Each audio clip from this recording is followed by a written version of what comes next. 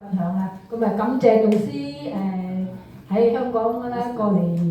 教我哋祝福棒啦，願主報答佢哋。我咧就分享我隻腳咧就都有4、5年係凍到瞓唔到㗎，好似冇血到㗎，好凍冇人形容到㗎，好痛苦㗎。咁咧半夜3更我老公咧就要陪我捽腳㗎啦，因為唔捽咗隻腳瞓唔到嘅。咁咧我都係最瘦嘅階段係得53 kg 度啦，我就係1米6、7嘅高度啦，佢其實係好瘦嘅，隻腳啲肉係擺下得個皮嘅，冇乜肉嘅，因為啲血循環唔到，唔去到啊。咁祝福棒咧就幫助我咧，我就推佢咧，佢即個發熱啊，啲血氣就可以行啦嘛。行咧，我而家隻腳咧就有翻啲肉，可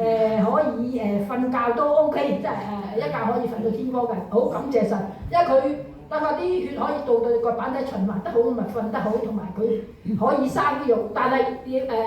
要繼續加油啦，因為唔係完全消失晒個凍，係比以前好多，呢個感謝神嘅。同埋我唱嘅詩歌咧，我都好感恩嘅，因為好似同神好接近啊。嗰個好 enjoy 嗰個唱歌咧嘅人，好似完全冇晒其他嘅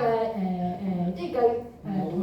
同神嘅交流咧，冇晒其他嗰啲雜念啊，即係單係同神嘅交流啊，係好開心咯。即係做下嗰個祝福棒咧，你唔覺其他嘢全部嘢都唔可以騷擾到嘅，係好貼近神嘅，好感恩就係即係呢個係對我嘅身體係好大嘅幫助咯，即係感謝主呢個祝福棒石安堂可以俾到呢個我學習啦，感恩感謝江牧師帶過嚟呢個祝福棒，感謝江牧師唔感謝。